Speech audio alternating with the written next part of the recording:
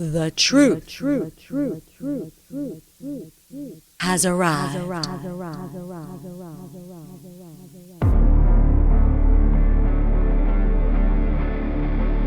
My name is Jonathan Gilliam, and this is The Experts.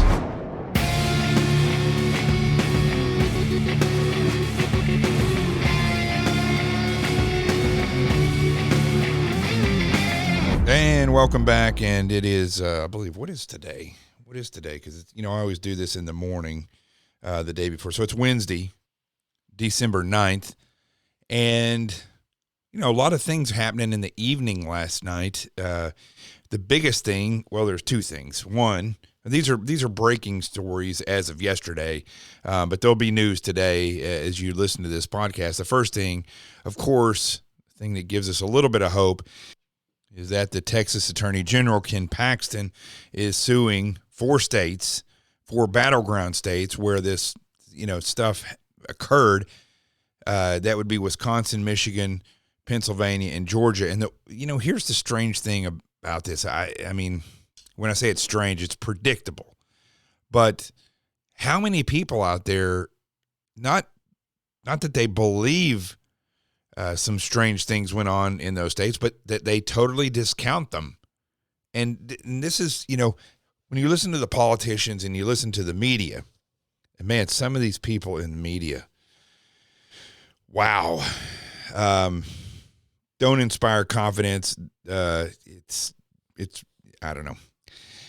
I'm not telling you anything you don't know about the media, but when I look at these reports, remember I keep talking about this last week when I had this realization that there's no political solution to what's happening. There's no hope for a political solution. When I look at the media, again, that's one thing that turned me on to this last week, where I actually finally accepted it, is that the way the media reports things. You can look on all these different media websites, and there's basically, the stuff that they have on there about the Texas lawsuit.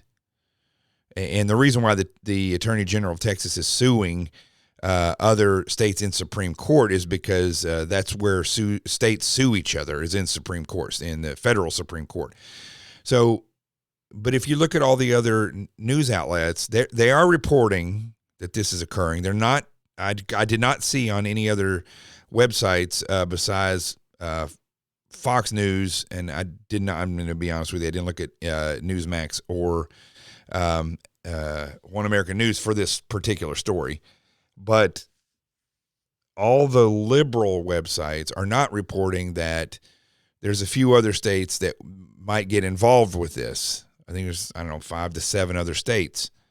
And the thing that is puzzling to me is how liberals just refuse to see that there's something strange about this election. We've never had an election. First of all, we're too dependent on electronic voting. It should just be paper ballots. I don't know why. I mean, I always say I don't know why. I know why, because it's easier to corrupt when you use a computer. So, believe it or not, the political parties would cheat at a heartbeat if they could. It's like NASCAR and Junior Johnson. I mean, it's cheating. I mean, that's how a lot of these teams are in NASCAR were so closely, and probably still are. I don't watch it anymore, but closely related in their ability, to go so fast and to have, the torque or the RPMs and all this, because so closely regulated now by NASCAR that any little cheat will help them win. Basically, it's the same thing. Even by the narrowest of margins, if they can pull it off and beat the other cars by just a little bit, they'll win the race. And that's exactly what happened in this election in November 3rd, 2020. I mean, I don't know how people can't see that at 3 a.m, when all of a sudden they go out of control, or even let's go back before that. Okay. And when 3 o'clock in the morning, it's when they dismissed everybody.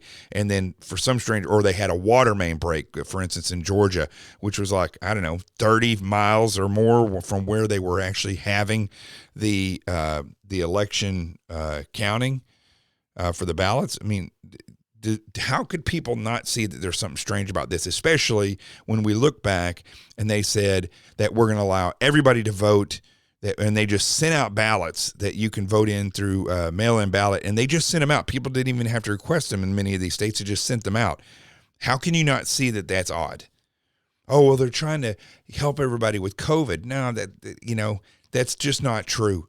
They could have, the integrity of our voting system is one of the most sacred things we have in this country. If you don't have freedom of speech and you don't have the Second Amendment to defend that freedom of speech, and if you don't have a free and fair election process, I mean, this country is doomed never to come back. And it should be, if you really wanted to, if a politician really wanted to allow for fair elections and they would make them in person, first of all, they could have had where you drive up and vote. They could have had any number of things where you come at this particular time. I'm not a fan of spreading it out over the week, but if you come in person and you show your ID and, your age group comes and votes on this particular day so they can keep it spread out, for the virus purposes, well, then I'd be like, okay, that's fine. Why wouldn't they do that? Why wouldn't they even think about that or contemplate that? If you don't see that as problematic, that people are going to be sending in a vote, listen, you think the airline is irresponsible with your mail. The post office is the worst. And there's no way that was not going to get screwed up in some way, shape, or form. The other thing is, for things to get there, they just happen to get there by that day. It's so remarkable. The post office is literally the worst at getting things where they're supposed to be on time. You add to that the fact that all these states, especially these four particular states, Georgia, Michigan, Pennsylvania, Wisconsin, all changed their voting laws in the midst of the pandemic to suit these mail-in ballots, and they didn't do it in a legal way. I don't understand why people can't see this. Why? First of all, why would Joe Biden and Hunter Biden and all the fishy stuff that's going on, wouldn't you want to vet that out before you elected somebody who is that dysfunctional and somebody that is that nefarious before you vote them into office?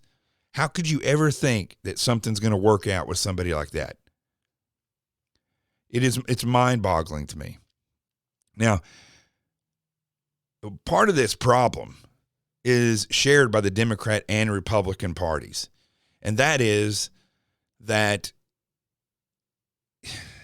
human beings throughout history, this is how Superman was written and how all the Marvel comics and DC comics and all these superheroes came about, is that human beings are always looking for a savior. They're always looking for somebody to come and defeat their enemies, and whether they're wearing a cape and flying around or whatever, people are always looking for it. That's why the story of Jesus is so fascinating to me, not only on a belief level, but on the sheer fact that he is the savior in history of mankind that didn't fly in, that didn't, and I'm using what humans believe should happen. He didn't fly in. He didn't conquer the enemy through force. He conquered the enemy through sacrifice, and he came in as a lowly person and left as a lowly person. And it's his sacrifice that is ultimately the thing that wins you eternal life and forgiveness from sin. So, that makes sense to me. He was a savior, not coming to the earth in a way that screamed savior in the way that people perceive it, with cape and a big J on his chest. And, every other time in history when that's what they sought and what they got was always a dictator, a fascist, a megalomaniac, somebody who came in and stated that they were going to, conquer, or that they were going to kill, or that they were going to had to do with wealth and these things. It was always a promise by dominance. And that's always been the case. And humans continue to make this mistake. And when they did have one individual who was a savior, they totally ignore it in so many ways. Now, I had a Zoom call meeting earlier tonight that's going to be with, or I was with, talking to these individuals on Zoom, but with all the speakers that are going to be down in Washington, D.C. this Saturday. And what was remarkable about the Zoom call is that after we were all talking and we're discussing things, it was like something that you would have pictured on a Democrat Zoom meeting, right? But everybody that was on the Zoom call are conservative. They're from all over the country. We had 3 Mormons, one of who is gay and is well known as a drag queen. But I will tell you, one of the most humble people I've ever talked to. You had a former gang member, Cash Kelly, who I introduced in Illinois, who is somebody who just gets it, former gang member and rapper and conservative. You had former law enforcement officer as one of the Mormons that was on there. You had a female who is Pakistani, who is also a conservative, who's been, threatened. Her life's been threatened. Just on and on and on. You had another young man who's black. And here's the interesting thing about it, is that we were discussing, who has it the hardest? Is it a black conservative or a gay conservative? Is it a white male? And here's the funny thing about it. When we sat back, the reality is, and here's the upside to all this stuff, okay? You want to see true equality?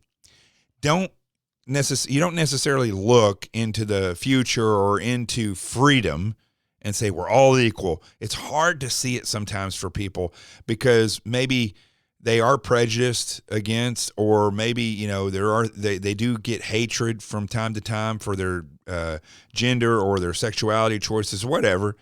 But when you are under oppression and hate, you really do see that everybody is equal. Because on that call, one of the things that was amazing when you look at, how when you do a Zoom, you see all the pictures of everybody, is I'm looking at people from that, every gender, nearly every race that was up there. You had people who had been in trouble before, who weren't in trouble. I'm a former FBI agent, all these people. And under the eyes of the left, we're all equally bad and equally hated. And so it shows you, interestingly, that when we're all at our best and everything's going great, we judge each other. But when there's an ideological difference, one side will look at the other and say, I don't care who they are or where they're from, they're bad. And it was a fascinating thing. I said, the reality is this shows us how equal we actually are. It really did. And it caused a pause in the group where we actually sat there and thought about it. And it's fascinating. Things like that, when you go through life, you should be open to epiphanies like that and not just cast them away, not just dive back into your phone. When something like that happens, you should pause for a minute. You should pause and really consider what you just learned. And I hope I'm explaining it correctly, because it was amazing to me when I thought about it. It doesn't matter about the gender, or the sexuality, or the race, or any of these things. When you're under oppression, you are truly equal. You are truly equal. And not that you're not equal when you're not under oppression, but you really are treated equal when somebody is oppressing you or some group is oppressing you. And let's make no ifs, ands, or buts about it. Conservatives and Christians, and now even Jews, we are oppressed. We are very oppressed. They had Jews for Trump march through Times Square, earlier before November. I think it was early November. Huge fight. They got the crap beat out of them by leftists. So this is a very interesting epiphany, and I hope you understand it, and you see the fact that this gives evidence that all this stuff that the Democrats use against you, saying that you have a white privilege, or if you're a black person and you feel like there's something going on here, and the Democrat Party, like let's say you were liberal, first of all, ask yourself, what is liberal actually? And secondly, ask yourself, if you turn conservative, what's the outcome going to be? What are the reasons? How are people going to react to that in the black community? And the fact is, everything that the black community complains about, because the Democrats tell them that's what's occurring, if they turn around and said, you know what? Nah, we think that election was skewed and we're backing Trump, they would all be equally hated by the people on the left. I hope that this is sinking in to people, because every single group that the left targets, whether they be gay, whether they be women, or black, or whatever, and they target them and say, you're a minority, you're oppressed. The reality is, when you look at the freedoms that we have been granted through the Constitution by God and written down by man, and you look at the reality of how those rights should never be messed with, because if you never want to go into a situation and decrease rights, that doesn't make any sense. Why would you decrease the right of citizens in this country of owning a firearm, when the reality is, hundreds of millions of legally owned firearms are in existence, and they almost never kill for a nefarious purpose. Almost never.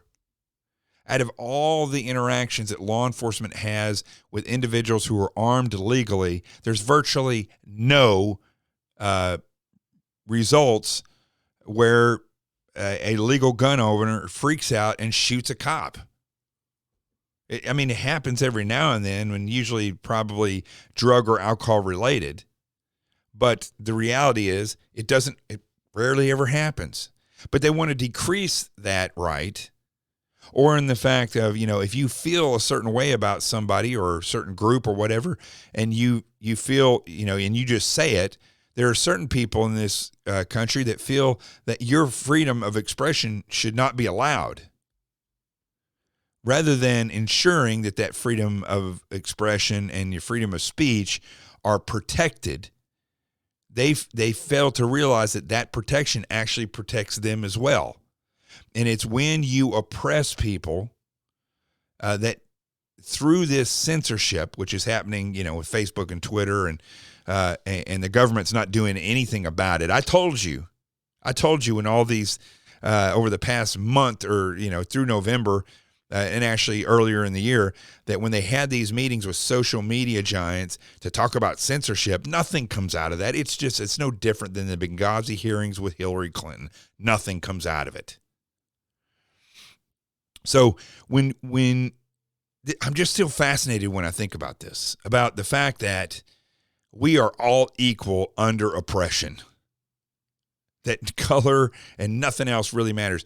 And if we were to step back and look at the ability of all men and all women to do what they want to do, with the exception of physical characteristics where they maybe have been injured before, or maybe have a disability, or maybe it's just too physical of a job for a female to do, whatever that job may be, where it requires a certain amount of strength that physically most women are not capable of doing, because our bodies are different. That's not an insult. Then we start to see where the differences are. But your ability to strive to be the best that you can be, and it is truly only comes to fruition when you are free. And if we could see ourselves as free people, just as equal as if you stand back and you look at when a population is oppressed and you see, wow, they really are equal under oppression. Oppression affects all of them. When you see that, things start to make a lot of sense. It makes it easier to look at each other and say, you know what, we're not really that different. There's some cultural things or maybe hormonal things that are different in us, but we are by and large the same type of thinkers and people capable of sustaining freedom. But therein lies a lot of the problem, is that people are not interested in participating. This is the problem we have with all these speeches. That's why over the past couple of weeks, I've been having a really hard time with doing these speeches and being motivated to come on and do this podcast for the right reasons, because I'm not really sure how much it is affecting the public. I don't do this stuff to get rich. I don't do this stuff for ego. Goodness, I do not have the ego to come out here and sustain me year after year. I've been doing this for years, year after year, trying to educate people with the experience that I have and that I've acquired understanding through other people who have experiences that I don't. But when I sit back and look at how, which I've talked about on this show before, how people go to rallies, how people do these different things, and then they pat themselves on the back, and then they leave. They leave without learning anything. They leave without committing themselves to doing things. I used to experience this in church all the time.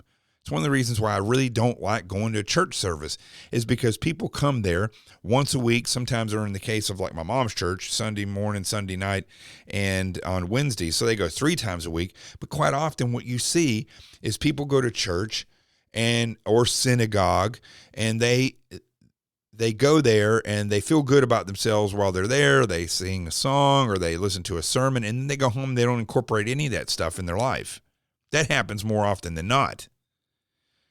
And it's the same thing when you look at freedom. You have to recognize how powerful freedom makes you and the people on a whole. But if the people stop serving and stop taking care of themselves, and they start telling themselves lies in the middle of the night when they lay their head down on the pillow to go to sleep, and that old liberal lie that you are oppressed based on some physical aspect of who you are. And it's a game that is unbelievably easy to see. But yet, I think because of the computers and the phones and social media and media in general, how biased they are and how people believe because they see it on TV or hear it on the radio, it's got to be true. Same thing with reading it on the internet. People read stuff on the internet and they just assume. They just assume that that's true and that's the way it is. And it's so similar here. It's so similar here. People just get wrapped up in being told either by somebody that they deem a hero, as I talked about earlier, or an influencer. I freaking hate that word. I hate when people say, I've asked people before, what do you do? And they say, well, I'm an influencer. I just want to sit back and I don't want to take a step back and say, you're an influencer. What experience? It's the same thing as life coaches. How many life coaches have you ever met? Every single time their lives are either jacked up 3 ways a Sunday or they're just the biggest narcissist you'll ever meet. And the people that hire life coaches, most of the time they're more successful than the life coaches themselves. And the reality is they're just looking for somebody to tell their problems to. They already know the answer. Getting a life coach is like getting a counselor for a psychological issue, whether it be anxiety or stress or whatever. Most of the time, people know the answer before they even go to a psychologist. The key role for a psychologist is, and the reason why they always sit there while you lay on the couch, as they do in all the TV shows, is because they want you to fix your problems. You're literally going to people. I have a degree in psychology. You're literally going to them, giving them your money so that you can lay down there and convince yourself of the solution. That's really what happens in psychology. I'm not saying that I know several psychologists who are extremely amazing, but by and large, that's what it's all about when you go see a counselor. And it's the same thing here. Life coaches and influencers, well, without the education of a psychologist, they are nothing more than people that show up and tell you what you need. You know, they either tell you something which leads you to understanding, or they just tell you a lie and then you follow right along with it, which can also be the case when it comes to counselors and psychologists. They lie to people all the time based on their ideology and their conservative or liberal leaning. Usually they're not conservative, but majority of psychologists in the world are liberal. So again, getting back to all these different things that kind of came out of this epiphany, that people just, they believe what they want to believe, they see what they want to see, and they hear what they want to hear. And if they got a psychologist that lets them lay on the couch and feel like, and allows these people to express themselves, they will talk themselves right into a solution. And it's the same thing with the rest of this stuff. A life coach just talks you in, lets you talk yourself into a solution. And the reason I'm bringing all this stuff up is because when we look at the game that's being played and you take a step back and you'll realize and you'll see that the American people are notorious, as is the rest of the world, notorious for talking themselves into either a solution or a deeper hole.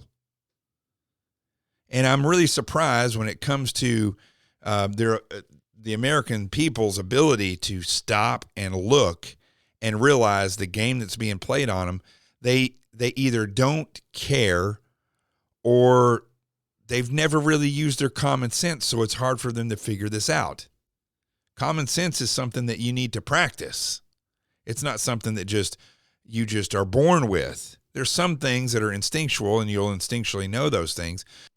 But a lot of the things that we actually should know are diluted or polluted by gossip and mainstream media and social media. And what happens is our ability to figure it out gets tainted. It's the same as if you go to a counselor and that counselor has an agenda. Like, I've talked to multiple people who have gone to couples counseling, and the couple the counselor hated men.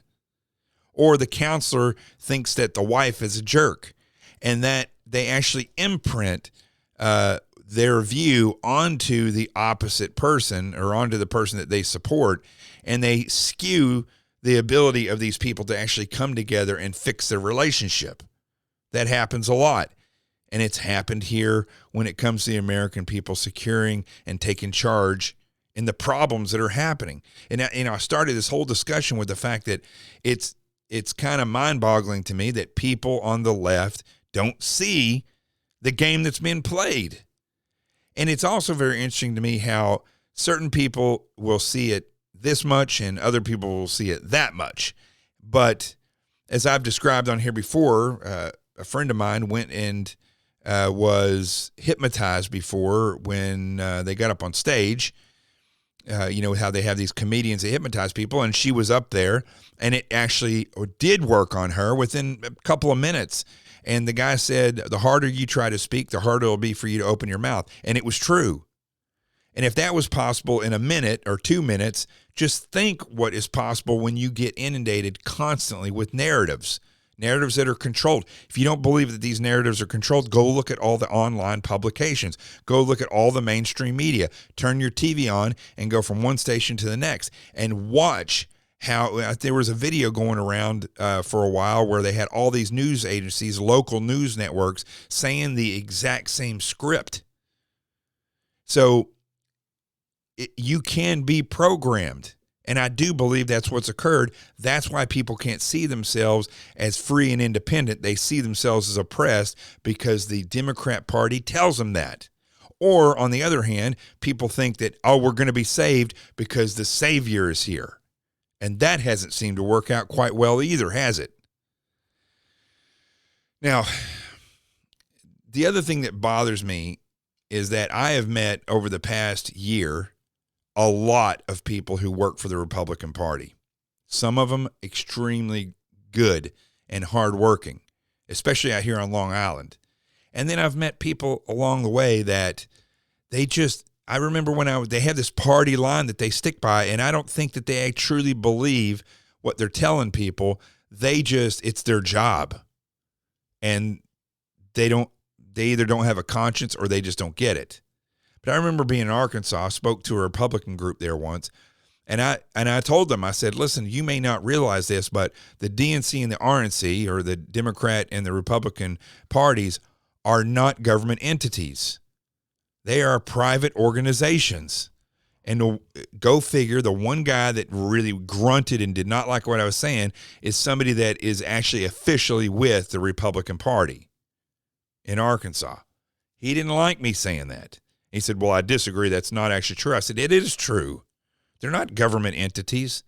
These are private organizations. They're political action committees or political organizations that exist that are private, not public.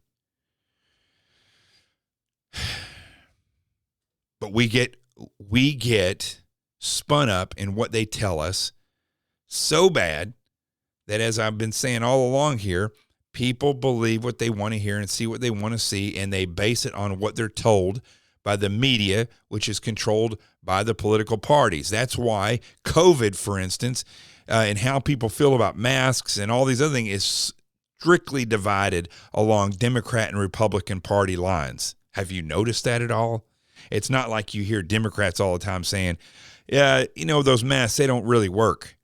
But on the other hand, you have every conservative that you can talk to has come up with some type of disagreement with the masks or doubts with the masks. You talk to the left, they have no doubt. They're going to argue with you, and they get pissed, or they call you names and say that you're crazy for not wearing the mask, that you're going to kill all these people. I heard from a paramedic tonight was describing the N95 mask and how after 4 days, or 4 hours, I believe she was saying, it was worthless. And yet there's people who wear the same mask every day, and they've been wearing it since June. So I've got all these stories that I pulled up. There's, besides the one in Texas with the lawsuit going into the Supreme Court, which I pray to the dear Lord that this actually sticks, and that either the president declares martial law and demand a revote by paper. I think that would fix everything, and the federal government could help pay for that. I have no problem with that. But I think other than that story, probably the biggest story has to do with Representative Eric Swalwell from California, and how there was a Chinese female, Fang Fang. I think it was Christina Fang was her American name, but she is a spy for China. And there's a couple things about this story that just pop out very quickly for me. When I read the story, first and foremost, whenever the liberal media, or really any media for that matter, is reporting things about spies, because they are not, by and large, experienced and educated enough to be reporting on this stuff. They just simply go and collect what they're told, and so there's no insight to it. But they act like this is one and done when it comes to Chinese spies. Oh, well, this Chinese spy slept with 2 mayors and approached Swalwell and a couple other people, and they make it sound like this one particular person. I don't think that they realize the scope of which the intelligence communities around the world spy on each other. I don't think they realize the breadth of that, the magnitude of that. They don't see it. And so if this woman got caught, Fang Fang, then most likely there's dozens or hundreds of active, not cases, but active, maybe even thousands in certain cases. But there's a lot of active intelligence operatives out there trying to flip people and collect information on the United States. Well, the fact that Swalwell is the guy that Fang Fang knew for 6 years, I find it very interesting, because he was constantly criticizing Trump about the political fake case about the Russians and their involvement with Trump. And this guy was always talking about that. He's one of the most just snarky people in Congress that just needs a smack across the face and realize that they're not that smart. Well, when he says his quote on in the story, remember, he knew her for 6 years. She slept with 2 mayors and was acquainted with one of the aides that worked in Swalwell's office as well. That relationship didn't end until recently. He says that what it appears, though, that this person, as the story reports, was unsuccessful in whatever they were trying to do. But if intelligence officials are trying to weaponize someone's cooperation, they are essentially seeking to do what this person was not able to do, which is try and discredit someone. That's what Swalwell was talking about. So this person that he's talking about, it appears that this person, as the story reports, well, that person was friends with Swalwell, with one of his aides, for over 6 years. It wasn't just this person. It's not just accusations. Here's the other interesting thing about this story is that the FBI told Swalwell at some point that this was going on. It must have been 2 years ago because that's when he broke contact with her, he says. Why would the FBI contact him? Why wouldn't they just sit back and monitor this and then take her down when the time comes? I mean, maybe it's because they didn't want him passing classified information, but in my view, they should have worked through other sources in the government to get him out of whatever committees he was in where he could have access to top secret information or any type of secret information for that matter, and have him removed from that committee and continue to monitor and see if he was a traitor. But that's not what the FBI did, and that's not the way that they work. They are pawns to the political parties, just like, well, that's the deep state. That's what it's all about. Instead of these people being under such tight scrutiny that they're really afraid to lose their job, so they better do a great job and have no type of irresponsible relationship, that's not what occurs. It's not what occurs at all. And so there's going to be more come out about this. I got to be honest with you. My feel for this is that there was more to the story than he's letting on, that he is more guilty than they're letting on. Now, one last thing I want to mention before I go is actually an interesting story in foxnews.com, is a list of crimes on LA's new DA's do not prosecute list. And this is actually really shocking when you look at it. And it talks about how their dismissal process, factors for consideration exist. The list of offenses include trespassing, not going to be charged with that anymore in LA, disturbing the peace, a minor in possession of alcohol, driving without a license, driving with a suspended license, making criminal threats, drug and paraphernalia possession, being under the influence of a controlled substance, public intoxication, and loitering to commit prostitution and resisting arrest are all things that you will not be charged with in LA now. So here's my recommendation. Because you know what, LA, you voted the guy in office. So I recommend if you want to go out and do something that, so they're not going to charge you with being wasted on PCP, and then how'd they put it here? Resisting arrest. So you could be high on drugs, fight the cops, and you're not going to be charged with resisting arrest or public intoxication. How crazy is that? Both of those things are indicators that the person that the cops are dealing with is a very violent and dangerous person. And they took away, you can't even, if somebody's driving on it, it's one thing to forget your wallet at home, okay? But when your license is suspended, especially for something, I mean, there's a reason why your license is typically suspended, because you are a bad person and you need time to think about it and not drive. Or perhaps you had a medical issue before and you're on medication that is not safe to drive with. Well, it doesn't matter. Maybe you did and you got your license revoked. You can still drive in California. So I say to all the criminals out there, hey, go for it. Go for it. Let's see how long this takes before they repeal this stuff, or if they actually do just let the state just drive straight into the ground. That's just ridiculous things. Liberals, why can't you see this?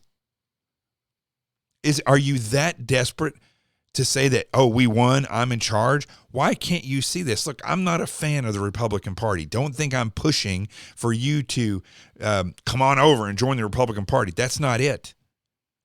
You have to be able to see that the Democrat Party has aligned themselves with everything bad. Maybe not everything that a lot of the politicians on the Democrat side believe are bad, but everything that is bad has been aligned perfectly with the policies and laws that they're pushing through and the people that are getting elected. How can you not see that? It's really mind-boggling to me. So it's a little bit of a shorter show, but I'm going to cut it there, and then I'm going to wait and see how these stories develop. I can tell you how the one about the L.A. rules that I just said, how that's going to develop. Not good, but let's see how the Texas lawsuit develops. Let's see what happens with Swalwell. Let's see the reality of how deep the deep state goes. Because have you noticed Bill Barr is nowhere, Christopher Wray is nowhere. The Supreme Court, worthless, predicted that. That's easy to see. I'm no anonymous source. All I got to do is look at what work that they do and how people are blinded by the fact of how useless they really are. It's unbelievable that they would turn down the lawsuit in Pennsylvania and not let that go forward so they could see. Why not let these things go forward? Why does the Supreme Court deny these cases? They should at least see them. Well, I'm sure that they know more than we do. I don't think that's the case. I think they got their heads so far up the RNC and the DNC that they can't see the light to tell the truth, to see if it should come before the courts. That's what I think.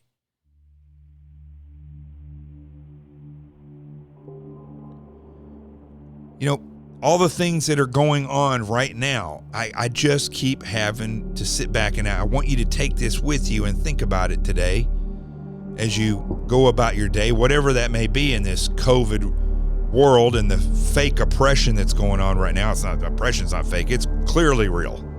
But the reasons why and the effective thinking is nowhere to be found in these oppressive rules. My question is, for the liberals out there that say you're a Democrat and you believe in social this or social that, how come you cannot see what is happening? Why can't you see the nefarious nature of the Democrat Party? I'm Jonathan Gilliam. This is The Experts. The truth has arrived. Peace. I'm out of here.